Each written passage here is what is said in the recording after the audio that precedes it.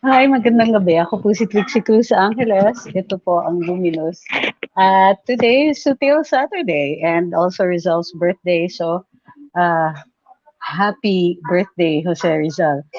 Let me see. I was going to look at your questions para makita natin kung ano ang trajectory ng ating discussion. In the meantime, hi kay Ma'am Bell, Wilfredo Gallo, Christian Mann, Celsey, Jolie Rivera, John Brian Monterola, Jelly, Lavoy Dami, Clarence Joe Ramos, J.M. Villa, Atong Lay Asan Rodora. Hi, ma'am. Let me see. Checking natin sa Facebook. Ay, magandang gabi sa lahat ng nasa Facebook din. Kay Ma'am Catherine, Ma'am Joan, Ruel Cano, Ma'am Beth, ay Ma'am Sarah, Nuno Hamero. Hi. Okay. Ni-check ko lang yung ating sa Facebook kasi may mga questions na eh.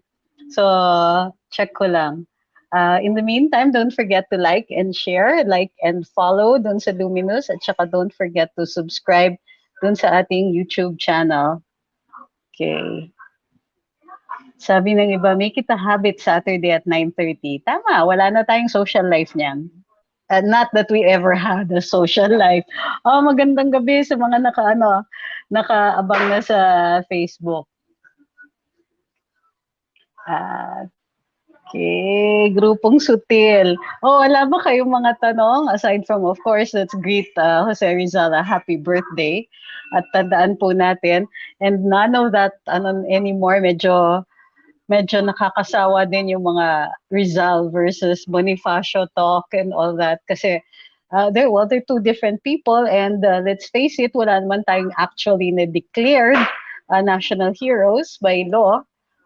We don't even want to declare them by law kasi syempre magiging subject to politics yung ating declaration ng mga ng ano ba to ng magiging subject to politics yung declaration natin ng mga national heroes, and we don't even really want that. We usually reserve para sa ating mga experts at saka of course the people to tell us who we consider significant enough para masabi natin na sila ay bayani ng kumbaga national heroes. Hey, magandang gabi. Nakita niyo na ba daw, sabi ni John, grabe yung umpisa niyo, yung picture ni Dinky Soliman. Well, I hope it isn't because she's sick. Yes, I saw her picture. She may have, she has changed. But I don't like to, kasi comment on physical appearances of other people. Kasi, di ba, for every ang pangit mo comment that you make, meron makakabaling sa'yo ng ganon. So, I don't really want that, that kind of discussion. Nevertheless, I hope she's not too troubled na it affects her health. Because as with any public official, lalo-lalo na let's say with the former president, si Noynoy Aquino, you don't really want to wish them, bad health. What you want is for justice to be served, di ba? So if they have done anything wrong, then what we wish is for them to be healthy enough to stand trial, if ever. Di ba?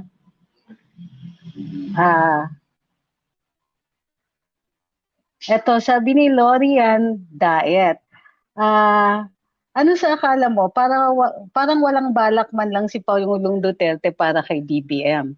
Well, ganito yon, no? If you notice, the President endorsed Martin Romualdez for Vice President. Tapos at the same time, sinasabi niya it's a good idea kung tatakbo siya for Vice President. I don't think that we should put too much stock in what the President says or doesn't say.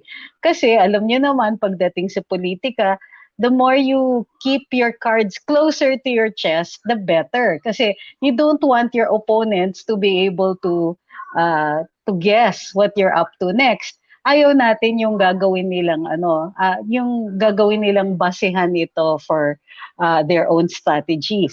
So the president knows what he's doing pagka nag-endorse siya, kapag nagsabi siya na na this person for vice president, this person for president. I think that we should consider it also as election rhetoric, and that the president isn't always going to tell us what he's going to do next. Tinatanong ni Ma'am Bell, nakauwi na po ba si Noynoy from the hospital? I have no evidence that he even was in the hospital, except of course for some of the posts sa Facebook.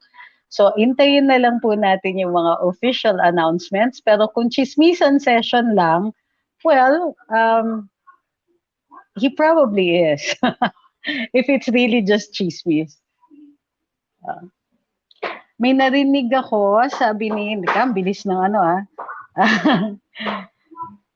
May narinig ako, ayan, sa Love Radio na bumati sila Manny at Mark Villar ng Happy Father's Day at may part ng jingle ni Manny Villar noong 2010. Mukhang may magbabalik na dating politiko. Or baka tumakbo si Mark Villar. We don't know. I don't think that the father would run against his son, di ba? So let's see. Let's see. What we know, ang naririnig natin is tatakbo si Sec Mark or inuudyok siyang tumakbo, and I think it's a good idea na tumakbo siya. Di ba? Maganda yun. Ako, I think so. I like the idea that he's going to run. Di ba? Teka. Check natin yung mga ano. Bakit may isang angry face? Natawa naman ako dun sa angry face. Eto, sabi ni John, done deal na daw, sabi ni Andaya, Sara, and Gibo. Well, like I said, ang aga-aga pa. Maraming ganyan. Maraming magchichikahan na ganyan na, si ganito na ang vice president ni Sara. Tatakbo si Sara for president. Etc. I think that wag tayong magpapadala. Some of these are what we call trial balloons, no? Tini-testing lang nila kung ano yung public reaction pagdating dito sa sa mga ganitong klaseng tambalan at the idea na tatakbo si this or that politician.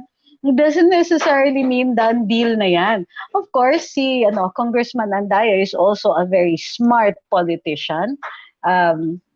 He might be, wagging the dog. Pwedeng nilalabas niya na ganito, so people will be convinced na, it's done deal na nga pala, si Gibona and all that. So there's bigger public acceptability. So like I said, even with whether it is the president or former Congressman Andaya, take it only at very shallow face value. Ganun ba? Ano na ba? Done deal na ba? Ang haba-haba pa ng panahon bago mag-filing ng candidacies. So anything can still happen. Diba? Yan mo sila. They can talk as much as they want, but part of it is, it's part of the campaign rhetoric. Diba? Tinitignan natin, ano ba? Acceptable ba to? Diba? So, let's not be too quick to judge on that. Eto, sabi ni Freshie, noong napanood ko yung istorya ni Sir Art, kasama na siya sa iboboto ko. Doon pa lang, dun sa yung sunod-sunod na nagawa niya, itong build, yung part ng both kay Sec Mark at saka kay Sec Art, di ba? Nung nakita natin na ang daming nagawa dun sa build, dun pa lang inisip ko, they have to be in government kasi they can get things done eh. So, na-turn down ni Pidut si Trillanes, sabi ni Kaigon, Diogun. Si Trillanes, nag-bitter si Pacquiao, ganon din. So pag nanalo ulit si Manny, alams na. Anong alams na natin? Watching from Al Qasim. Hi po, pa-shoutout naman. Birthday daw ni Romel Jeffrey De Vera bukas. So happy birthday, Romel Jeffrey De Vera. Wala ka bang painom dyan? Loko lang. Okay, happy birthday, Romel Jeffrey De Vera tomorrow. Alright. At tanong lang po, maraming abogado ang nagpapatunay o nagbibigay ng kanilang opinion regarding sa pagtakbo ng presidente na hindi pwede. Ano opinion niyo dito? Well, matagal na po natin sinabi that nothing in the Constitution says that he cannot run for vice president. Kasi ang nakalagay doon, cannot run for re-election. So, dun sa ordinary meaning ng word na re-elect means to be elected again to the same position. So, as far as I can see, barring any subsequent Supreme Court decision, hindi po, nawala pong bar for him to run as Vice President. Ang bawal is for him to run again as President. What do you think will be the implications of our vote on the UN resolution on Israel, which was not consulted to PRRD?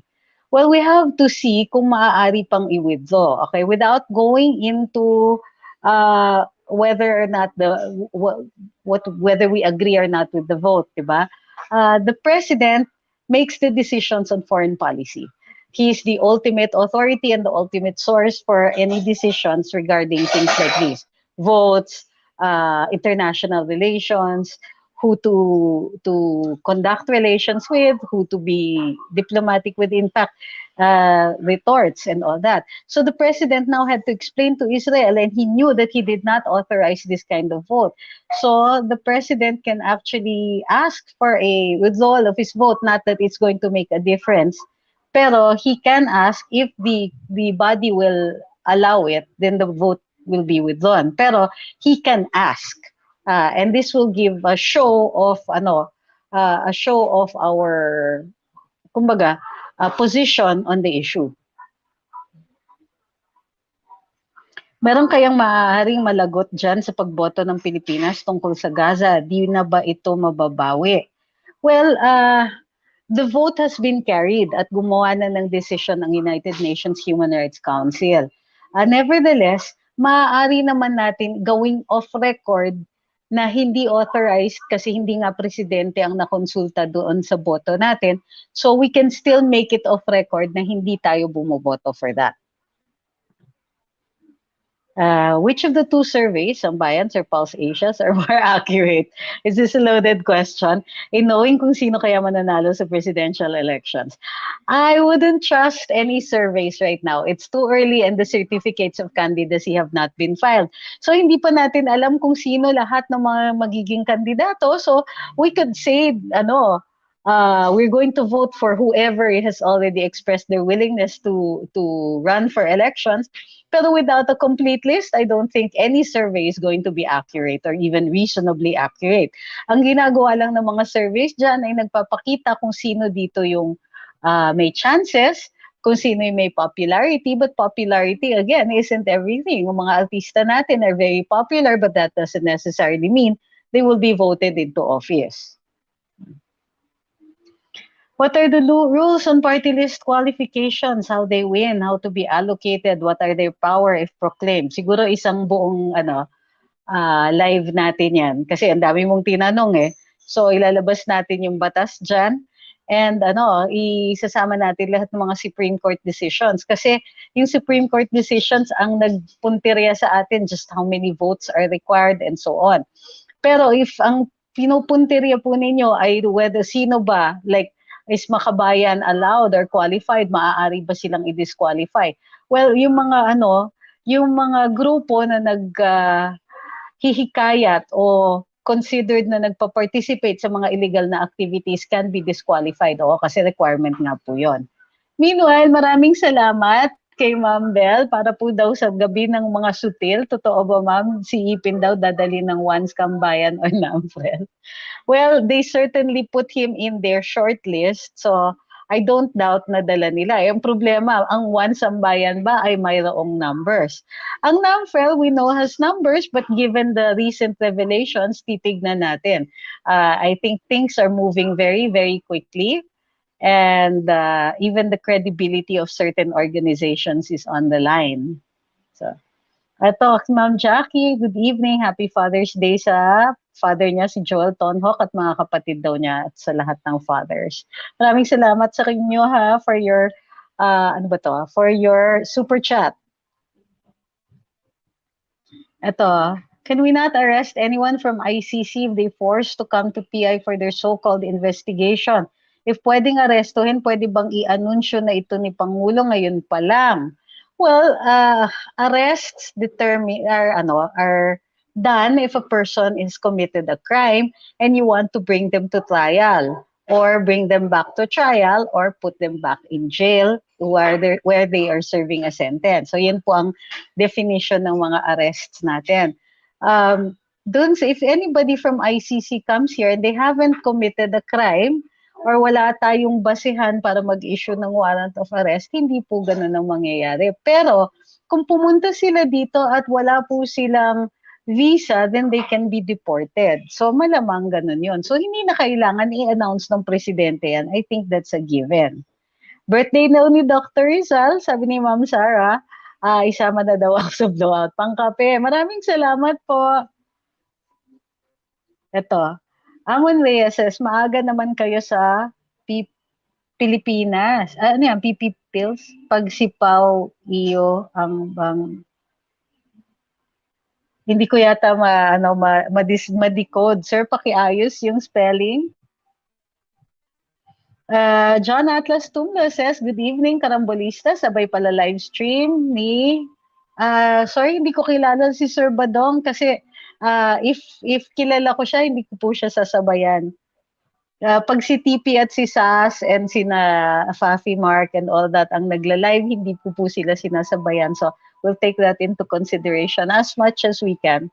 Sabi ni Maneka, I respect Gibo, but where is he when he was needed by Duterte for his cabinet? Sana nakipagsabayan siya ng performance kina Sec Art Tugade, Sec Mark Villar, Sec Simatu, then mas may tono sana sa pangalan niya for VP. Well,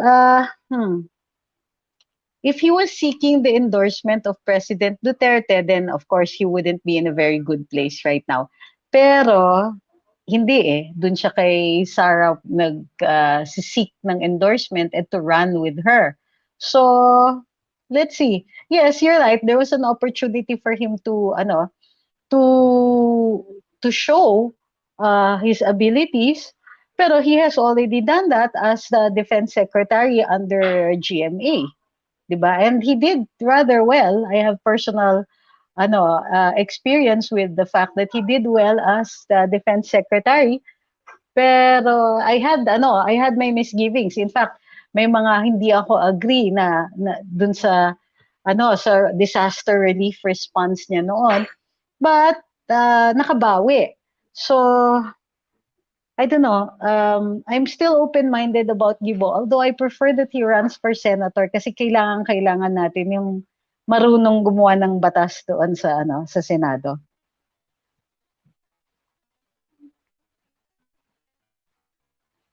Why didn't the media report on the government's Philippine Human Rights Situations Report published in May 2020? It comprehensively explained how domestic mechanisms to deal with HR issues are robustly working. Accidental ko lang na-discover, nasa PH Gazette website pala.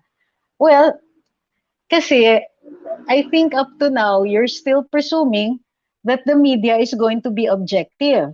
Now, some media could be objective or reasonably objective, but the truth is, all expression ay merong kiling. Walang talagang tunay na objectivity.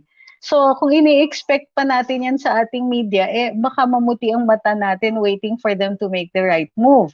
Doon pa lang sa pagpipili ng storya, sa pagpipili ng anggulo, ang media ay may kiling na. They have chosen a side. They have chosen a particular point of view. So, dun sa mga stories na pinipili nila na i-run o hindi i-publish, they have made their position clear. So, there is no why. We shouldn't even be asking why anymore. We know why. They don't want to. They have taken that side. They don't think that it is a story worth running, or they don't believe in the government's own pronouncements. So that is their position. Karambola has real objectivity though, sabi ni Overseas Sexy Guy. They report on the good things this admin has done and is doing, and they're also reporting on the bad things. Well, yeah, we strive for balance, but we also, because it's our opinion, kumbaga, that we cannot just, sing hallelujah to any sitting government kasi we wouldn't be good citizens kung mali na yung ginagawa tapos hallelujah pa rin tayo. But to take too much of one side, yun, medyo hindi na talaga bebenta yun, di ba? I know na alam mo na Sarah is a totally different person from her father, just like during the Rojas bombing when Bongo kept on interfering. She just said, "Kamu lang ba pag mayon?" Sarah is more objective and very fresh ang ideas niya. We have experienced that here in Davao. Well, I agree that she's a totally different person from her dad, and I like both of them. Yep. Elefanti says, good evening. Ano na po ang pwedeng gawin sa NAMFREL na na-link na po sila sa One Sampayan na parang may bias po? They can be reported to the COMELEC para ma-determine kung allowed pa po sila to conduct a quick count. So, pwede silang ireklamo, pwede nga questionin kung sila pa po ang i-accredit ng COMELEC this time around. Anong stand mo sa One Sambayan app ay connected to sa NAMFREL server at Terra Vive na pagmamay-ari ni Contreras? Well, I think it's highly suspicious and I'm waiting for the COMELEC to make a statement. Hintayin natin yung statement ng COMELEC on that one. Of course, I think it's suspicious and of course, I think that this is, how do you call this? This is going to affect its credibility to be able to conduct a quick count. Pero tignan natin kung ano ang stand ng COMELEC dyan. And then we can issue an opinion. It's also possible na ang COMELEC may killing. Ay, thank you kay Ma'am Sinaido Walton for the super sticker. Mas maraming lessons na tututunan sa iyo, Attorney Trix, kaysa kay Attorney Mel na Dilawan. Well, Attorney Mel has his good points and sometimes he just gets emotional. Jeff Lagman, what will it help to criticize the current admin? Sabi ni Ma'am Sofia, he chooses to do, not divide or polarize our political situation. Gibo carries positive campaign to unite the Filipinos and together help improve our country. Good point. Christopher says, may update po ba sa expose nyo on Fukushima importations? Wouldn't be surprised if it's really in exchange for all the aid Japan is giving us. Medyo pailalim din kasi yung mga with strings attached diplomacy moves ng Japan, like yung Comfort Woman statue sa Baguio tinanggal. Yeah, actually, well, I'm waiting for additional information dun sa Fukushima. But most of it is still online. Ang wino-worry ko nga lang is, yun nga, yung the moves on the part of our government na immediately tinanggal natin yung restrictions, all restrictions on importations coming from Fukushima itself. Pwede naman tayong tumanggap from the prefectures na hindi proximate sa Fukushima, but ewan ko, even the US still hasn't allowed the completely the importations. Nilift yung iba. Pero yung sa Fukushima, they're still on the list na pwede silang i-detain yung products nila to detain at any time and for no reason. Mouth of topic konti, on the call for PRRD to run for VP, I think it is enough for PRRD to serve as president. He has done more than enough for the country. To run again for public office will only downplay his achievements. Besides, he already said that he's already old, let him go out of politics in his glory days. Good point, Ren. Ulitin ko, total nakaka-flood na ako para sabihin ito. Huwag pabati ng Happy Father's Day kina Conrado Banal at Lorenzo Ganon. Bakit si Boss John at hindi kayo magbabati? Sige, babatiin ko sila ng Happy Father's Day.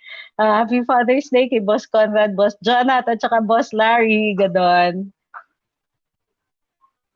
Sabi ni AO, may say po ba ang President to iron out with the voting system and to bring back yung receipt ng Smartmatic if gamitin pa rin yung old voting machines? It's actually the legislature. The COMELEC is an independent constitutional body. Kaya nga po hindi, although ina-appoint ng presidente yung mga commissioners na ito, hindi maaari silang tanggalin except by impeachment. So, yun yung reason kung bakit the COMELEC seems to be able to move na halos, di ba, against popular opinion and against perceptions that Smartmatic is really, bad for us.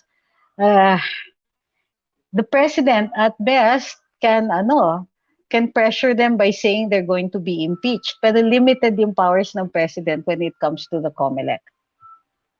Sabi ni Ma'am Sandy, no, Attorney Santa Maria is very much dilawan. Walang tamang nagawa si Duterte kung mag-comment. Well, on his opinions, of course, I disagree. But I still have to hear, kasi meron siyang mga ano, and in fact, I disagree with some of his legal opinions. Halimbawa, yung opinion niya that the president cannot run for vice president anymore, disagree naman ako dyan kasi maliwanag naman yung constitutional provision. Ang sinasabi niya, yung antecedent statement dealt with the president and with the vice president. Pero yung sentence naman na tinutukoy niya says very clearly that the president cannot run for re-election. Kasi the vice president can, di ba? Parang ganon. So, John says, thank you for initiating live Q&A with us ordinary people. It gives us opportunity to get your insightful viewpoint on matters close to our heart. Oy, heart, soul, family kami nakikinig. Very educational, mabuhay po kayo. Okay, thank you po. I really do appreciate this. Tony Panilagaw says, may record. May record. Panahon ni Makoy talaga naman. Grabe ang mga cronies nila noon.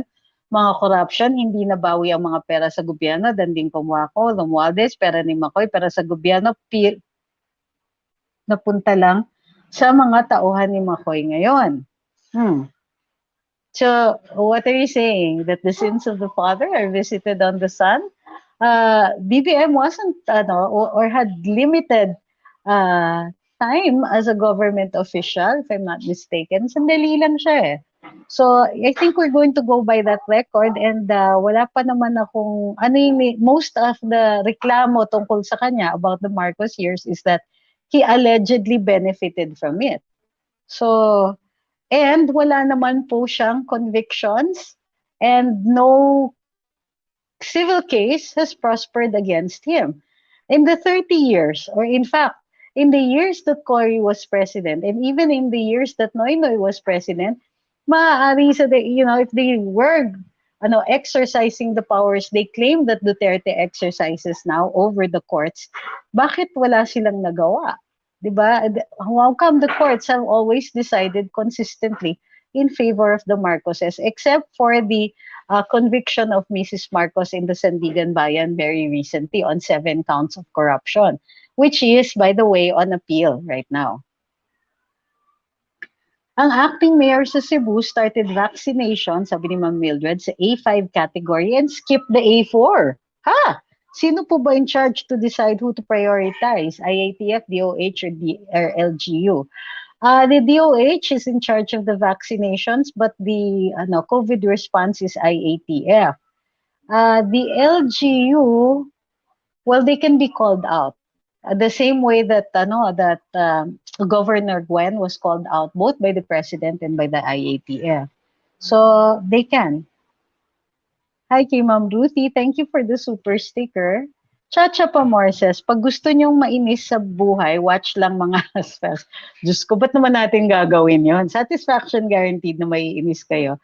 You will realize that you do care sa Pilipinas by not voting sa yellow candidates. Charito says, I'm lucky today to see you live. Greetings from Munich. Uy, ganda dyan. It's now 4 p.m. there. Shara says, dito kasi sa Japan, mostly pag negative or sensitive ang issue, they have the control of media to protect their reputation. Everyone has a voice to request disclosure or concealment on specific issues. Oh, that's nice. I wish we could do that here. Sophia says, maraming kapalpakan ang pinsan niya. Sino to? Bilang may impluwensya siya sa bayan, dapat ipinakita niya na may malasakit siya sa bayan. Ang pananahimik niya noon ay pagsayon niya sa kanyang pinsan. The truth is, hindi siya naaasahan after niyang matalo. So I believe wala din siyang magagawa para sa bayan natin kahit manalo siya. Sige ba ito? I'm not sure kung sino yung tinutukoy. Sabi ni Gadoy, meron pa bang PCOO dito sa LA? Halos walang good news kang mababasa sa Filipino newspapers from the Philippines. Pati ba sa San Francisco, yung Mercury News? I didn't know that. What's your take on Fauci exposed in the US for funding virus research in Wuhan where COVID originated? I have no opinion on that yet kasi hindi ko pa nababasa. Basahin ko muna bago ko sabihin. Guys, this is not let's vote for or let's not vote for Gibo. live. So, and I understand your feelings about him, particularly kasi, ano nga, allegedly, he turned down the offer of the president. But guys, that is something that any person can do. You know, if you don't want to be appointed, there are people I know who were very good people and they did not agree to be appointed. Primarily because they did not feel they could do a good job. So, dun sa pag hindi ni Gibo, you can take it whatever way you want it. Pero para sa akin, walang ebidensya to say na ayaw niyang tumulong. It's possible also that he felt that he would be alone and therefore unable to make any significant changes. I know certain people who have actually used that, who have actually said that. So, but I don't want to argue about whether to vote for Gibo or not. I certainly will if he's running for Senate. Ibang usapan pagka Vice President. I still think, for instance, that I would vote for a Gibo over Kiko Pangilinan. Diba? Is he dilaw? No, he was under GMA. What I don't understand is why Comelec is still using Smartmatic. Before we go there, why do I say Gibo is not Dilaw? Because the Dilaws are angry at him. Di ba? He is GMA. Talaga. He was neither. And you know that the Pinoy administration was totally against the GMA administration.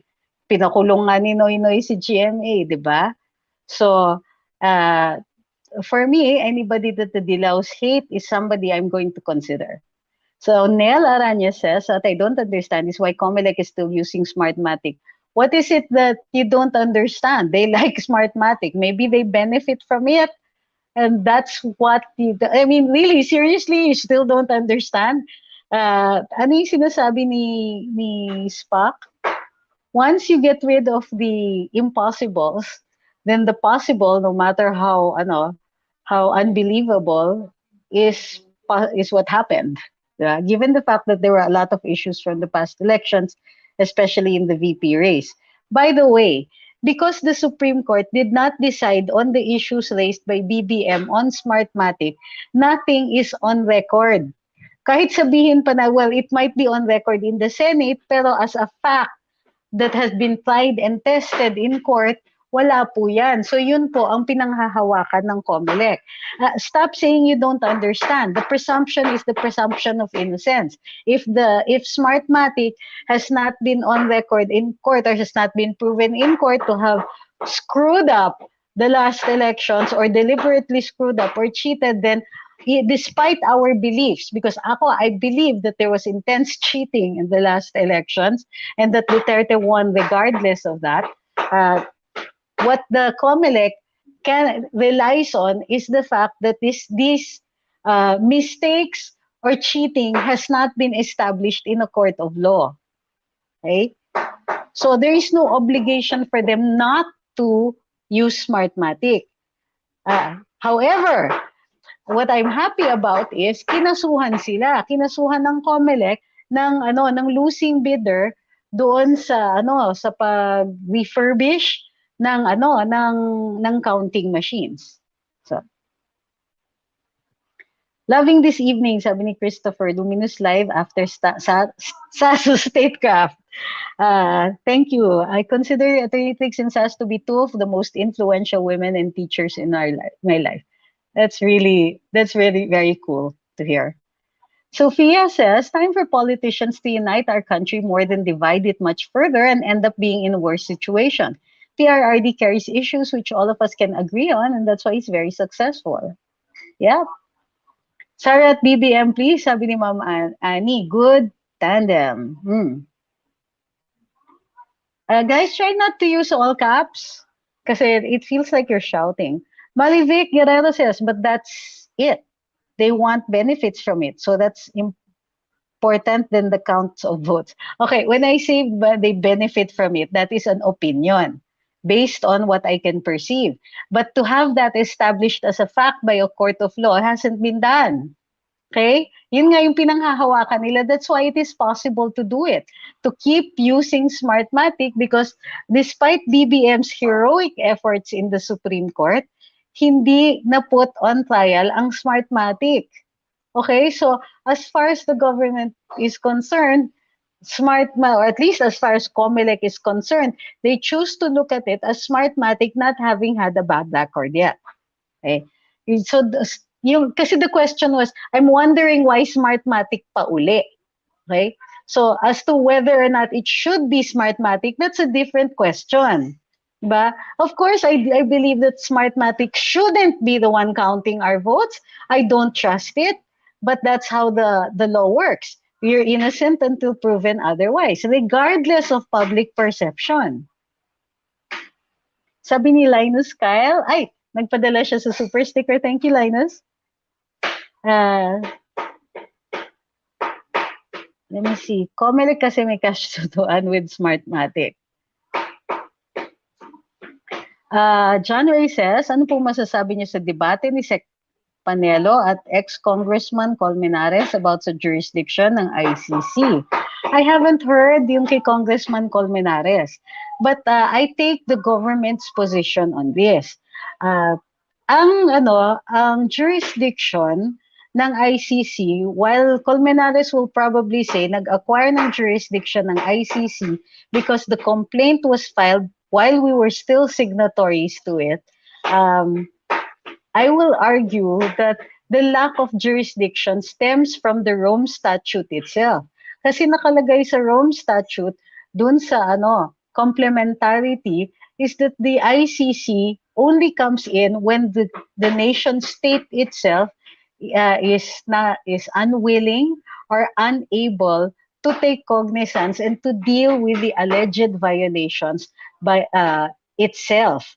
So dahil may sovereignty tayo, we deal with our own issues first. And only when it is shown that we are not doing that is when the ICC will be asserting its jurisdiction. That they cannot do that because it has been clear, and even the United Nations Human Rights Council had taken cognizance of that fact. Do you think the ICC should also look into the motives of Trillanes filing a case against PRRD? I don't know if that would be significant because that would only go into the credibility of the complainant. Ang kailangan tignan ng ICC ay kung mayroon ngang ebidensya doon sa kiniklaim nila doon sa reklamo. So kung kunwari, ang reklamo nakalagay doon, may extrajudicial killings tugon doon sa war on drugs, kailangan merong specific na instances. At titignan ng ICC yung mga instances na yon. Ngayon, para sa akin, irrelevant whether or not may motibo si Trillanes o hindi. Kasi,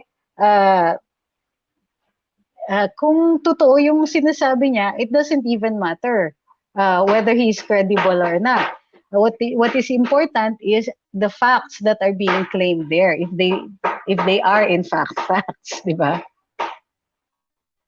Nababayaran kasi nilang Smartmatic, sabi ni Jeff, kaya ayaw tanggalin ng karamihan ng mga senador.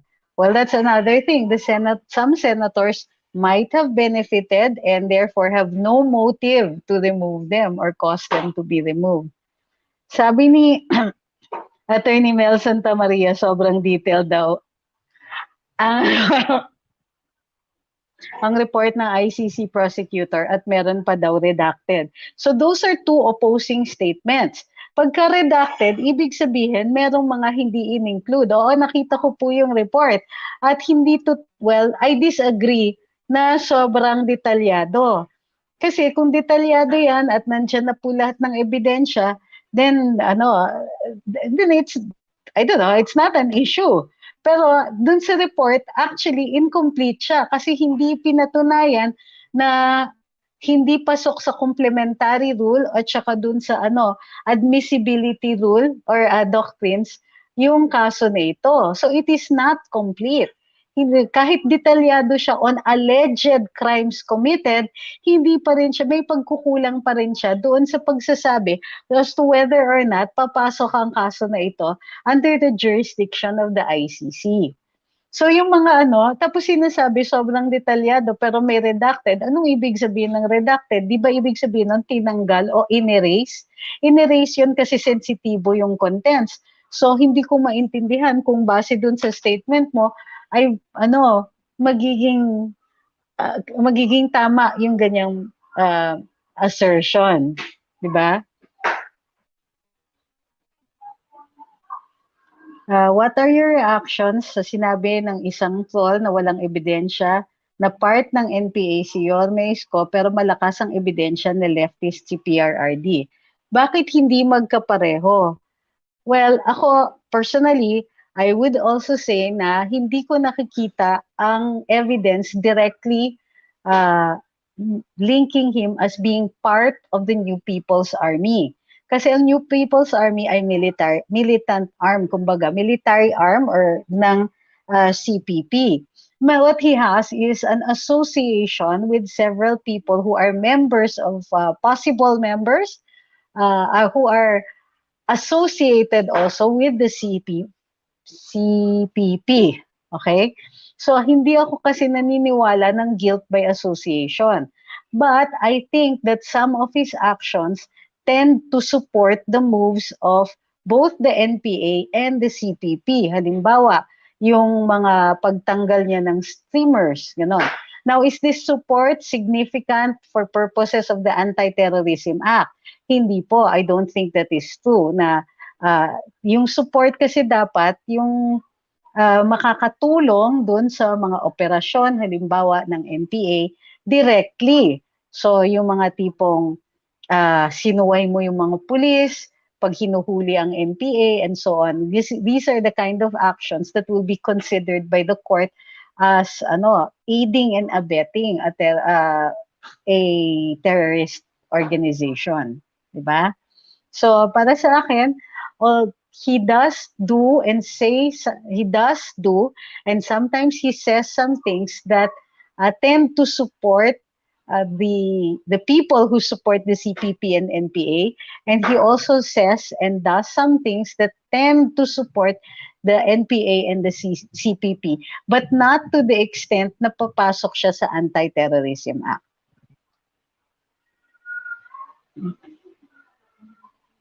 Any thoughts on FB banning government FB pages like the NTF LCAPs? Okay, on this one, yes, I agree. I think that it violates every concept of free speech. And as much as I have been reading on both my law and on FB principles, I disagree that FB can do that. The government can actually take action against FB for Facebook for the unilateral removal of government pages. However, I think that both parties should meet to come to an agreement about what standards are going to be imposed on any page so that they become scheduled or targeted for removal. Ang problema kasi with Facebook is that their rules are so vague that they remove you without you realizing that you committed a mistake or a transgression of their rules. Now, merong ibang nagsasabi na ang Facebook can do whatever they want, can impose whatever rules they want on Facebook. And that is true to some extent. Some rights can be waived because these are private places. For example, ang example natin dito is SM.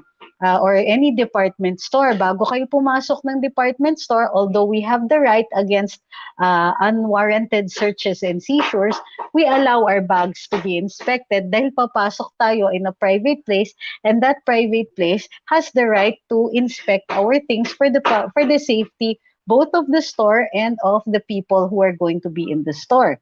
Now, that same department store cannot, let's say, murder people inside just because they're in a private place. In other words, the law reaches in even inside of public property. But we have to check just what is the extent that the law can come in when it comes to freedom of speech issues. So this is something I think the courts would be very interested to know. And it is, I think, also something that our PCOO and our government agencies should be actively involved in trying to settle. Kasi yung ibang mga bansa, alam naman natin, they are already making restrictions on Facebook. At wala pa ako naririnig na pumapalag ang Facebook tungkol dito except dun sa Australia.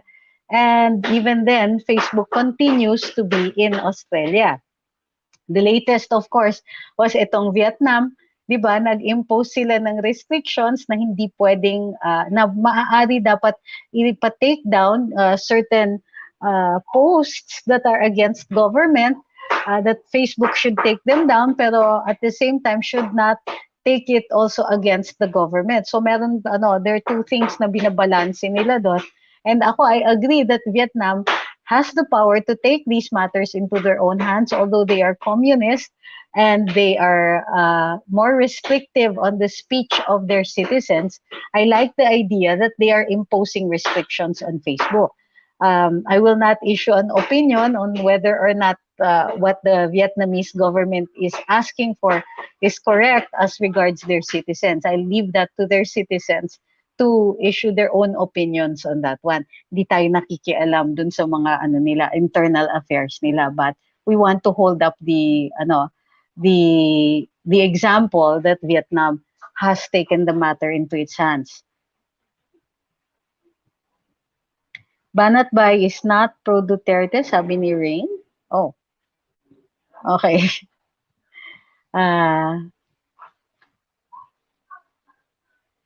Ito. James Thompson says, how do we lobby or request for the PH to have our own social media platform? Kasi I think it worked for China para demonopolize ng FB. On this, I agree with you totally. So this is really something that the DICT should be doing. But it will also require legislation. So with an election coming up, I think that we should make it an election issue. What are you going to do about social media restrictions and the biases of the social media platforms that are being imposed on us as against our own freedom of speech rights under our Constitution? Diba? So, kailangan natin i-bring up yan. So, the first thing we have to do is make sure that our officials know that we are making this a campaign issue. Diba? Put it on your, it has to be widespread. So, we need to let everybody know that we are only going to vote for those officials who are willing to create our own social media platform the way China did it, or impose our own standards on the social media platforms that want to operate here.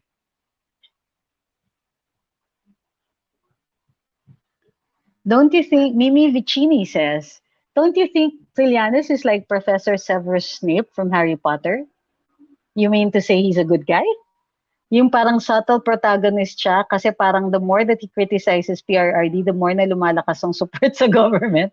And he knows it, parang in the grand scheme of things, supported talaga siya. No, I totally and completely disagree with this because I know Senator Trillanes. I have met him. I have interacted with him. And what you see is what you get. There is no subtlety with Senator Trillanes. And he can't play that game the way the president plays that sort of game. Edsel Loretta says, is community standard policy of FB more powerful than the Bill of Rights provision of our Constitution? That's a loaded question. And if I were in court, I would say that's a leading question. Diba? The question here is, what is the reach of our government regulatory agencies into private organizations or private platforms? What? Diba? We haven't defined that, and our law doesn't define that. You can claim Bill of Rights all you want, but if there is no law that enacts it pertaining to social media platforms, then we're going to have to ask the courts to define the power of the limitations imposed by our social media. We cannot make this presumption that the Bill of Rights will prevail. That is our theory of our case if we're going to file one. May humahalo ata sa mga pro-admin page na lumalason sa isip natin by planting small doubts kay PRRD mismo at sa mga ginagawa ng pamahalaan at Duterte camp. Ingat po tayo sa mga pasimpleng tanong. I agree. Sinabi pa natin yan last year pa. We said that merong mga taong mga nagsasabi na, I'm DDS, but 'di ba? I'm pro Duterte, but ganyan, 'di ba? Kasi uh, you can see the subtle, not subtle, you can see the differences. Let's say, Karambola says, itong mga lokong to, pinaiikutan ng presidente. Ito, hoy, ikaw, Secretary X. Ito yung ginagawa ni Secretary X. As against what the president wants. Uh, Pero relate that to people who say, I'm DDS. But why doesn't the president do this with regard to Duque? Da, da, da, da, da, da. It's the president's fault. Okay. DDS ka, pero it's the president's fault. And it's not even reasonable. Of course, the president has faults. Of course, the president makes mistakes. Pero yung magdidilawang ka because you think of, you perceive for a certain mistake, for me, is ridiculous. Because what has the other side done except criticize? What projects have they put forth? Even Lenny's projects are all temporary. I mean, sasabihin niya pangkabuhayan and all that. But really, did it help? Did it change the statistics? Not sure. Sabi ni Mimi, what are your honest to goodness thoughts on martial law? It well depends on the situation. You can't say, I like martial law or I don't like martial law. Martial law is a tool. It's in the Constitution. It's a tool to protect the state. So when you have thoughts on it or opinions on it, it must be related to particular case, di ba? Gaano katotoo ang human rights violations noon? What is the better lens to look at it? We have to be objective. There are, of course, documented cases of human rights abuses, but there are also documented cases of of our soldiers coming home missing eyes and ears and fingers and all that. Were there human rights violations committed? I don't doubt that. Were they committed only by one side? That one, I doubt. Okay? If you declare war on the government, then the government will act against you. So, yeah, I think there is human rights violations, but then there are human rights violations under Cory, under Ramos, under Noynoy, under Gloria. So, why single out the Marcos years? Uh, I'm not saying they didn't happen, and I'm not saying that it was okay. It's not okay at any time. But that narrative has been overdone for me. My problem is that why did they not sue? Why did they not go after the people who were responsible for all of these? Did they not have the wherewithal? Why didn't the Cory government assist human rights victims? Why did they have to go abroad to get all of these, to get all of these, how do you call this? Uh, to be compensated or recompensed for that. I have so many questions about the martial law years. I used to take everything at face value. Na the EDSA revolution was real and all of these things building up to it were real. There was a lot of information that was denied to us. I would like to reserve my judgment, final judgment, for the time when I can actually read something that will be more objective regarding the Marcos years. Ano ang masasabi mo sa sinabi ni former Associate Justice Carpio sa Inquirer column niya that the Philippines cannot use the defense on complementarity is because the SC upholds daw the immunity from suit si PRA. Ano daw? Sa Dilima versus under Philippine law, Philippine authorities are unable genuinely to investigate or prosecute. But that's an opinion. He's saying that Philippine authorities are unable to genuinely investigate or prosecute President Duterte. But that's something that the ICC should be able to prove. Unwillingness, di ba? Or incapability. The prosecutor skipped those matters entirely. That is the question. Why did she skip those matters, di ba? We welcome the wokes from tagging Duterte and government supporters as DDS, even if we're pragmatic. And then they took a swipe when we called them Dilawan. They said that they're pro-Philippines. Well, ganito yan eh. That's the war on Facebook. So, para sa akin, if we're going to dish it out, we should be able to take it. And sa totoo lang, what they're dishing out to us, panis yan. Wala yan sa atin. Do you see anybody who is actually convinced by any of the rhetoric? Sophia says, let FB be what it is right now. No perfect platform. Hello, look at ABS-CBN. But ABS-CBN and GMA are not platforms. They're publishers, which is supposed to be neutral with almost and then what? I disagree. Other countries can do it. Why not us? Lenny's projects are long-term in the sense that with her nipa houses donated to the victims of the fearful typhoon, every time there's a storm, she'll have to redo it. So meron siyang long-term project. I disagree because donated lang yan. We don't know if magdo-donate nang magdo-donate yung donor nun. I hope someone will write a book about martial law in all aspects and not just human rights violations kasi po yun lang ang nasa history books. There are many books about martial law actually. But you're right, the human rights violations do tend to take center stage in many of them. The thing is, you can't keep waiting for somebody to write the book. Either write it or start reading different books because they will say a lot of things, diba? Not just a lot of different things as well as the human rights violations.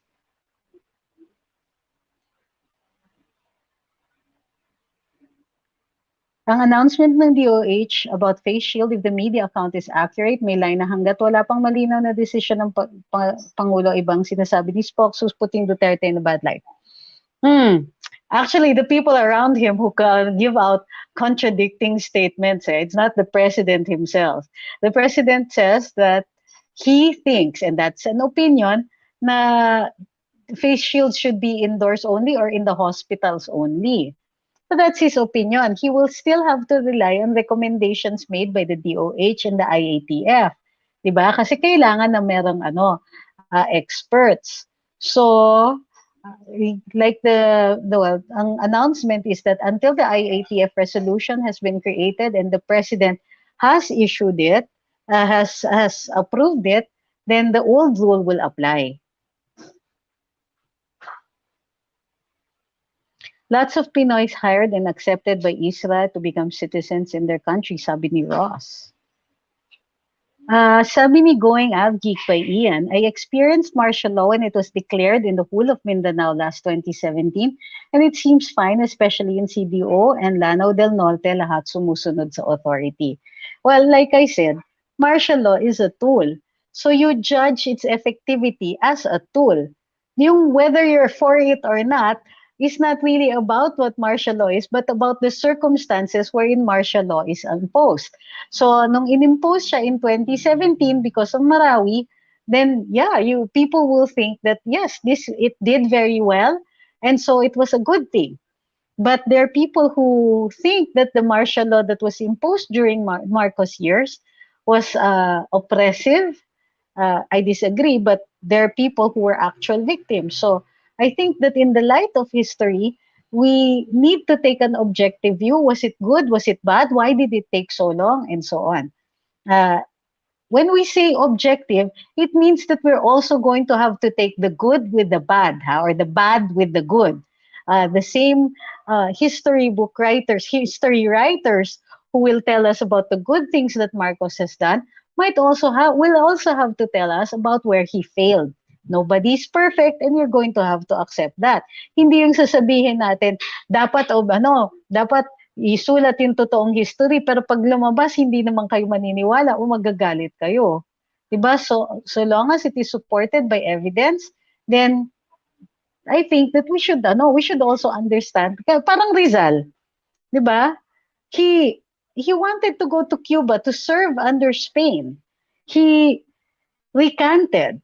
He made a speech in his court martial, distancing himself from the people who were opposing Spain and saying that he was willing to be of service to the Spanish crown. So Rizal, that makes Rizal balimbing, diba? On the one hand, saying that the Philippines should eventually become independent, and then on the other hand, willing to volunteer for the people who were allegedly oppressing his own people. So, is Rizal perfect? Do we expect perfection from him? No, of course not. There are human moments. He was facing death. And so if if he tried to say something that might have mitigated, that could have mitigated his sentence, we can't take it against him. So if there are history that's going to be written about the people that uh, we like, then we have to take the good with the bad, di ba? UAE travel ban imposed since May 15 until June 30. Why repatriation? Locally vaccinated. I think we've done this to death, guys. The 7-day and 14-day period quarantine, ay, 7-day quarantine, vaccinated abroad, 14 days. Uh, Many of us don't get the point. Okay, I will repeat the point. For the locally vaccinated, they can verify that they have in fact been vaccinated. For those who have been vaccinated abroad, verification is difficult. Number one, uh, why vaccination? Why quarantine for vaccinated? Because the vaccinated people can still get sick even if they're not going to be very, very sick. Diba? They can get mild cases and they can still transmit the disease. I don't know why repatriation. It is always an option for the OFWs who want to be repatriated. But if you do not want to be repatriated, but you're going to be removed from the country that you're in, then I don't think repatriation is a choice for anybody. Maribel says Sharon Cuneta immigrated sa States. That means as long as Duterte is in government, stay siya sa ibang bansa, sana di na siya makabalik. Ah, green card holder yata nga siya, ano? Pinaka-best tandem is BBM Sara. Both are credible and experienced.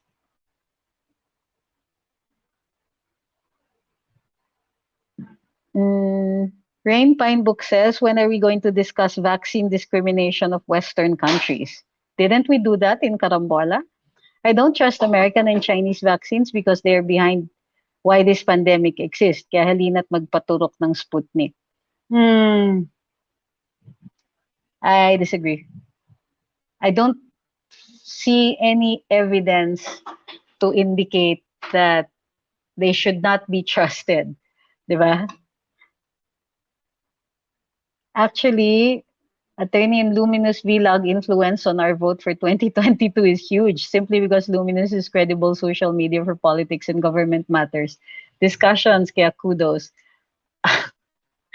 Thank you, but that was not my intention. My intention was simply to provide information so that we can make good choices.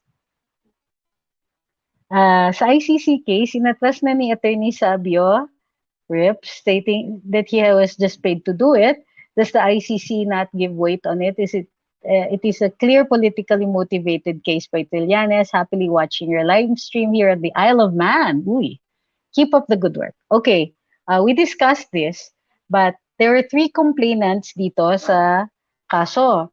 The first complaint was uh, filed by Attorney Sabio, the second by Trillanes, and Gary Alejano. And the third, if I'm not mistaken, was by Congressman Colmenares et al.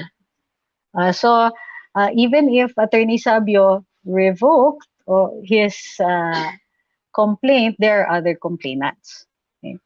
Ano pa? Yung just paid to do it, it's a clear politically motivated case by Trillanes et al. The motivations of the complainant will be invalidated if there is evidence of a crime against humanity or crimes against humanity. So, tatandaan po na yung discussion natin on credibility. A witness can be attacked on his credibility. Pwede natin sabihin, itong witness na to, nagsinungaling na ito dati, etc. But if his testimony is supported by other evidence, then that testimony will stand. Diba? The presumption is almost always that the person is telling the truth until we can prove it otherwise. So, we cannot force our opinion on the ICC. But what we can do is argue that the examination done by the prosecutor does not comply with the requirements that are stated in the Rome Statute itself. So although it might take a trial for that defense to come into play, uh, well, so be it. The problem is that so many people, I think, might be very worried. But the truth is, after an examination, it's only going to be a preliminary investigation. It's only going to be an investigation. Wala pang guilt or innocence dyan. So ang mga kailangan ng patunayan dun sa panel of judges ng prosecutor sa ICC is whether or not the facts that are in the complaint and the facts are supported and that there is enough evidence to open an investigation. Doon po sa investigation, doon lalagap ng ebidensya para doon sa guilt or innocence or whether or not a trial should be commenced. Thank you kay Lee Cooper, Music Channel, for his super chat. Jerry Labadia says the opposition has a defense mechanism because they call the pro-government as a troll farm. But the truth is they are the real trolls, especially on Twitter. There are 3% supporters. Well, yeah, I agree with that, with that outlook. Particularly, sino ba yung may ebidensya na merong call center, di ba? Wasn't it Mar Rojas who was alleged by some posts on Facebook to be to have allegedly daw hired well, I wouldn't call them trolls, pero parang chatters on Facebook to push for his candidacy. Di ba?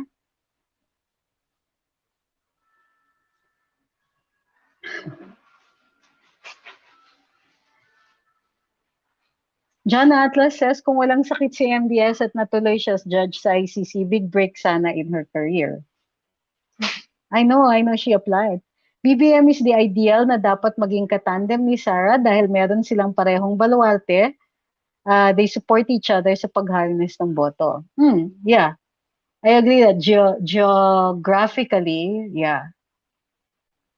Sabi ni Bong Parlado, if offered na maging spokes ni Inday in 2022, tatanggapin niyo po ba?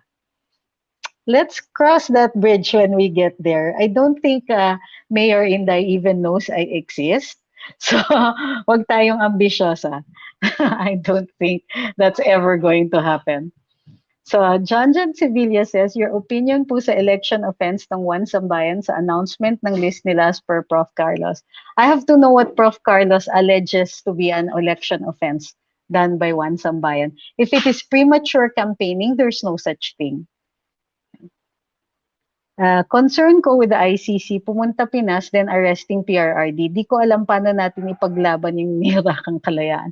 They can't do that po. The ICC does not have a police force to execute the warrant of arrest if ever one is going to be issued. What the ICC can do is rely on the signatories, the parties to the Rome Statute, to execute it within their jurisdiction. So, if an accused or somebody who has been judged guilty goes to a country that is a party to the ICC, that country or the government of that country can opt to arrest that person or that accused. Okay? Sabi ni Ma'am Lorna, nasa na yan? Para sa kanya daw, wala nang pagpipilian Sara or BBM. I love the both of them. Mayroon talaga noon si Mark kapag FB Inquirer ang napasok at nag-comment against Dilawan, kulog at ang gagaling magmura, mga batang kalye yata kinukuha. Remember also yung sinasabi ni Franco Mabanta that some, for instance, publications ay nag-hire ng sarili nilang trolls para mag-comment dun sa kanilang mga pages. So, 'di ba, wag nating pagkakatiwalaan yung ibang mga pages na independent or the public at large ang nagkokomento doon. Sabi ni Going Avgi, why not for presidential spokes? Pero I know you prefer here, kaya hindi ako namimilit pero I know you prefer her. Yeah. Kaya hindi ako namimilit kahit DOT or NCCA secretary. Actually, hindi ko ina-ambition yan eh. Ang ambition ko sainthood eh. Para mataas-taas. But ganito yon, no? Um, I will take up any chance to serve the country, subject to certain, well, realities. But like I said, uh, I don't know if she even knows I exist. So let's not worry about those things right now. Let's work on going for sainthood rather than spokes of a presidency that probably doesn't know me. Mga sutil, wag niyo pong tanungin si Attorney Trix tungkol sa pagtakbo for public office or any position. Hindi pa ako ready. Mawala sa ang luminous at mabakante ang seat ni Attorney sa Karambola at Tambayan. Oo nga eh. Oo nga naman. So, how about we work on making Karambola the #1 radio show in the country? Radio, ha? Para radio at saka online. Alam niyo naman, pina-throttle tayo. So, don't forget, mag-subscribe din tayo sa DWIZ at tayo, like and comment pagkakarambola na, di ba? Good morning. Ako po kay Coco Pimentel. Siya na lang tumakbo sa president. Sayang din yung pagka-top 1 niya sa bar. Para din mapatunayan ni Coco na mali ang Cagayan de Oro na di siya makapasok sa top 12 sa Senate nung tumakbo siya ng mayor. Talo. Alam naman ni Coco, kulang sa brain si Manny Pacquiao watching from New York City. Grabe si Ma'am, ang harsh. Hindi ako makakomento kasi parang andyan na lahat. Ang galing.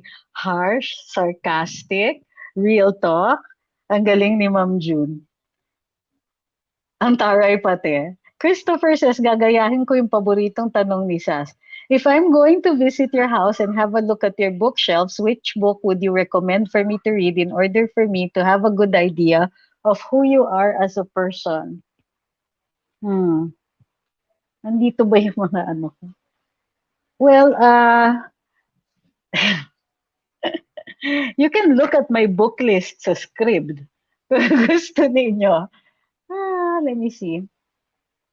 Yung, a lot of them are archaeology books. Pero you can look at my bookshelves if you want. Aray, grabe. Ang hirap pala nito. Okay. Ito. Here are my bookshelves. Well, some of them. Maybe this one is one of those that might be important in determining who I am. And the one on ano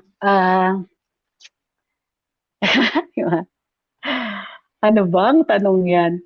A lot of my other books are biographies. I'm still reading JPEs. Ano pa ba yung mga nandito? The others are all literature books. And then my archaeology books, anthropology, most of them are on culture. A Slip of Red by Jess Peralta might also be indicative of how I think. Yun, yung mga yun. So you might not have heard of some of them, some of the books. And Ophir asks, pag spokes ka ni BBM or Inday next year, sunog araw-araw sa press briefing si Pia Ranyada at si Joseph Morong. You know, sa totoo lang, before Duterte, magkakasundo kaming lahat. I had, I kind of like, I knew Pia Ranyada only in passing, but we were, I think nasa friends list ko pa nga yata sila dati sa Facebook. Even Joseph Morong. A lot of the media people would interview me before nung I was handling the mutiny cases and even other subsequent rather controversial cases. So we had good working relationships. Now, but that doesn't mean, of course, na hindi, na hindi ko i-correct ang ibang mga misconceptions. That is going to be really, that's a job for a job for any spokes is to present very clearly the government side, 'di ba? So kung sunog at sunog din lang, I don't think there will be any intention to burn anybody. but certainly there will be an intention to correct. And I think all the spokes who have been successful in this, oh Mika, what's going on, have been, ang model talaga dyan for me, ha, although I like Spock's Harry and I like Spock's Panelo, you know who I really miss? Is Spock's Abelia. Nakakamiss yung style niya. What is wrong with my, my stand? Bakit siya sumasayaw? All right. Okay. Eto, Duterte, sabi ni Jason Lapay, tandem is sure to be a strong duo, but it will be stronger if the North meets South. That's BBM Sara tandem. They also have influence in Visayas, as the former First Lady Imelda Marcos is from Leyte. Yeah, I agree. I think that's kind of like a dream team, di ba? You know, you have the North remembers and the South never forgets.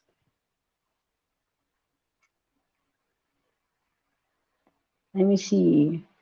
John says, online show with SAS, please. Sige, let's. I think SAS is busy. I will ask her, but I don't want to impose on people who are so busy like SAS. Even TP, ang busy ni TP eh. So, but we'll try. Nakakausap naman si SAS and she's really, really nice. Never forget, Imelda is also from Bulacan. Oo nga, no? What's your reaction when the National Museum opened today? Well, I'm happy. And for those who haven't been in the National Museum, what's the best spot there you would likely recommend? My favorite question today. Well, I'm happy that the National Museum has reopened because that's my favorite date place. um, yeah, that's what. So the National Museum is open again for and yeah, for those of you who are single and looking for a good impression for your dates, take them to the National Museum. My favorite is the Maitum Cave reproduction. It's the exhibit of the Maitum anthropomorphic jars. It's a darkened room that you will see the conditions of the cave where they found the Maitum jars. Maitum is in Mindanao, and it's a really small town. They found a cave there where there were jars and jars and jars of different kinds, and all of them had faces.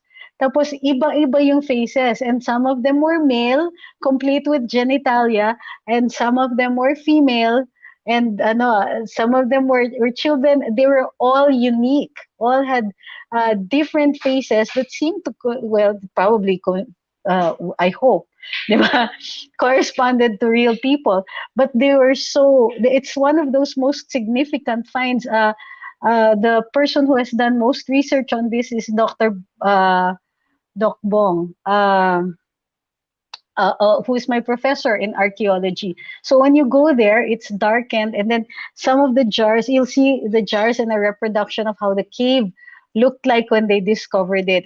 It just speaks to you about our past. And then, of course, the Butuan boats, where you'll find out that they were crossing the Pacific at the time that the Vikings were crossing the Atlantic. Actually, before that pa, a little older. So there's lots there in the National Museum to see. I thank you, kay Sir Mauro Sipin. Thank you. Just want to tell you the whole tunnel is lit here in Los Angeles, California. We're open. Uy, nice. That's certainly very good to hear. Thank you. Diba? Ang galing. The world is waking up, but I hope that the vaccines, uh, mas mabilis yung rollout natin ng vaccines and so on. This is going to be fun to see everybody again in person, let me see. It would be good. Ayan. Ito, overseas sexy guy says, do you watch Pawn Stars? Bakit parang walang masyadong pawn shops dealing with antiques dito sa Pilipinas? Well, that's because, well, aside from other things, the law requires provenance. Well, not naman the law. The National Museum requires a provenance when you're authorized to sell antiques. So, We don't do it through pawn shops. We do it through antique houses. And those houses have to be accredited by the National Museum, in theory. Okay. Now, what are antiques that must be brought to the attention of the National Museum? Anything that is over 50 years old. Okay. Let me see. Back to StreamYard. Okay, last few questions kasi ang haba na natin, baka naiinip na kayo. Bakit kaya against si Sharon and family kay Duterte? Eh kung God-fearing citizen ka, hindi ka naman pinakikialaman ng gobyerno. Hi kay Joel Gatella is watching from Vancouver. Cyril says, how nonsense is Bensuda's action to investigate Duterte's drug war? Well, I wouldn't call it nonsense. I would call it incomplete and possibly, how do you call this? Deniable. But I think that the panel can deny it. Sana magkaroon din tayo ng bagong roster sa Senate. I'm tired of the same old faces over and over again, sabi ni Jason. And you know what, Jason? I agree with you completely. BBM Duterte, BBM President Sara Duterte VP will be a strong tandem. North will be as solid as the South, with Visayas a majority. NCR will be a toss-up. The Sara BBM tandem is strong also because BBM is strong in NCR and Sara is getting stronger in the NCR. So, kasi remember the rule that where NCR goes, the country goes. Pagdating sa voting, almost always yan.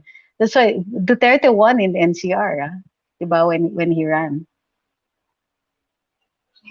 Rain says, trivia lang doon sa Imelda is from Bulacan. Vicente Orestes Romualdez is from Leyte and related also to Fernando Lopez of Iloilo, yung humagulgol at nagmakaawa. Remedios Trinidad is from Baliwag. Thank you for that. The book you showed earlier is titled Saladin. It's about the legendary Muslim leader. Yes, it is. It's a very good book. It'll give you very profound respect for him. Na-curious tuloy ako, may entrance ba sa National Museum? Wala pong entrance. Wala pong entrance fee. And is it okay to take photos of artifacts in the collection? Yes, bawal lang flash photography. Kailan kaya tayo gagawa ng bagong program sa DWIZ, composing of Attorney Larry, Attorney Glenn, Attorney Nick, Attorney Trix, Attorney Ahmed, Attorney Fred. Ang dami. Walang makakapagsalita niyan, agawan na lang kami. Good morning from Chicago. Mismong US, walang tiwala sa ICC kay Fatu ayon kay Pompeo, pang sarili at nababayaran. But remember that under your new president, they've done a turnaround with regard to how they're looking at the ICC. Actually, Bush years pa.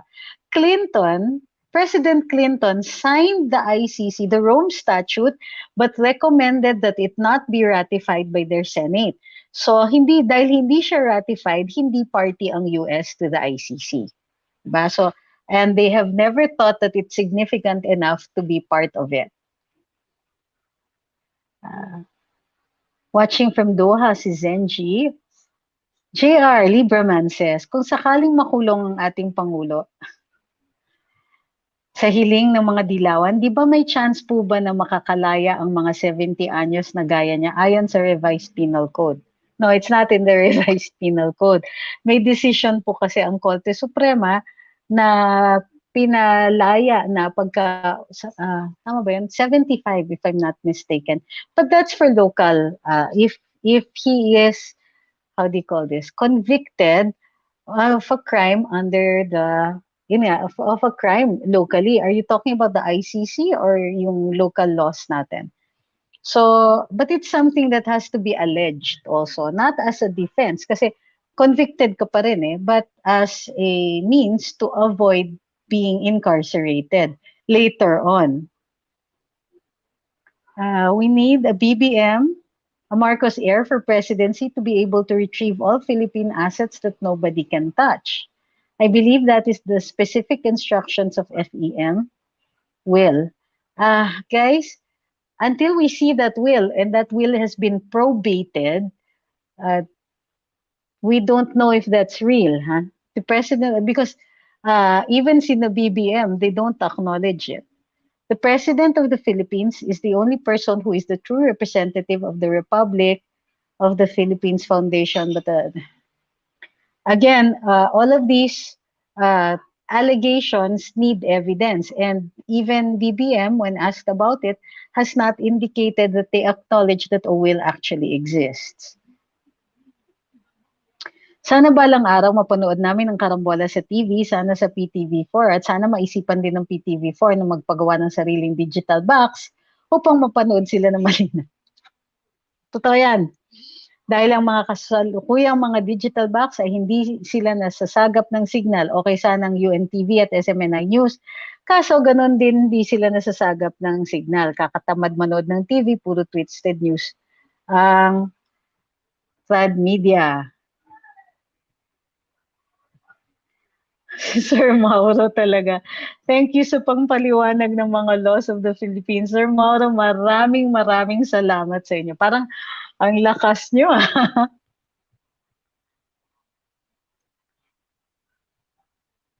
I think BBM will be a great leader, sabi ni Ma'am Chai. Ay, Ma'am Chai, ngayon pa lang kita kinakita uli. Because he had definitely learned from the mistake of his father being the wise man that he truly is. I agree that whenever I talk to former Senator Bongbong Marcos, I realize that he is a lot deeper and more profound than other people are willing to give him credit for. Sa totoo lang. At saka although Senator Amy, of course, is the chikadora in the family, and so, easy to talk to. BBM is also easy to talk to, although on the more serious side siya. He has such a wide range of knowledge na parang, okay, if this guy becomes our leader, president, vice president, doesn't matter, kampante ako because he knows how to get the information for it, and that's as good as it gets. Thanks, sabi ni Ma'am Herminia. Tinatanong ni Ma'am Lorna, ano ba status ng Smartmatic na yan? Sila pa rin, as far as we know, ang magko-conduct ng susunod na elections. Is the pic in black and white? Ano yung picture niya? Okay, last two. Totoong last two na. Watching from Abu Dhabi, si Kiam Chu Saludar, and Mark Jr. says, kailan po kayo maglalabas ng bagong survey para sa national candidates? Habang palapit yung filing of certificates of candidacy, then palapit na rin ang palapit. Dadalas at dadami na yung mga surveys dyan. So the problem is, pag dumadami yung mga surveys, a lot of them become less and less credible kasi nga, there's such things as, how do you call this? Commissioned surveys also, di ba? Okay, ito si Ophir, importante yata to. In DWIC news about the MILF sitting authority suggesting no election sa BARM sa 2022 is a problem. Gera na naman yan, imbis NPA lang ang problema ng AFP. Yeah. Might be a problem.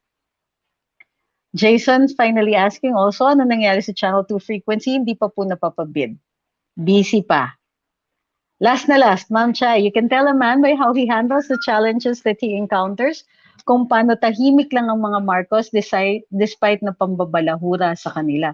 Yes, sa ganun, idol ko talaga sina Senator Amy, tsaka Senator Bongbong. They know how to conduct themselves properly. Tapos, walang kahit politiko na nambalahura sa kanila, pagkaharap nila, they're very civil, they're still friendly, and all that. Ganun. Minsan, si Senator Amy, merong konting pitik, but that's it. They still act. I think that they were taught very well by both their mom and their dad. And on that note, last. Don Pelonio says marami siyang natututunan kaya lagi siyang nakasubaybay sa live sa Karambola at follower siya dyan araw-araw. Thank you po at maraming salamat for everybody who was here today. Masarap talaga yung chika Saturdays, no? yung mga Sutil Saturday. So maraming salamat sa lahat ng mga Sutil na nakatambay dito ngayong araw na ito. Don't forget, dun sa Luminous po natin, don't forget mag-like and mag-follow. At saka check nyo po kung naka-follow pa rin kayo. And don't forget, comment, react, kahit ano yung reaction mo, say hi. Kahit ano po yung reaction ninyo doon sa kilala niyo yan. May may nagmumulto. May ka. Yeah. So, na-distract ako. So, wag niyo kakalimutan kasi minsan as you can tell, parang pinipigilan kami ng Facebook na umabot ng 350,000 na followers. Every time palapit ng ganon, biglang may nawawala. So please check kung naka-follow pa rin kayo. And come on, let's make it to 400,000 within the next 2 months, ha? Maraming salamat. Don't forget also, subscribe sa YouTube and get other people to subscribe. Let's go for 50,000 within the next 2 months. Nandun na tayo sa 39,000 as of right now. So let's not forget, let's make a push for this. Maraming salamat. We'll be live as often as you want us to. Basta kaya ng katawang lupa natin. Maraming salamat. We'll see you tomorrow, Sunday. May Sutil Sunday tayo bukas. Maraming salamat. Have a good weekend.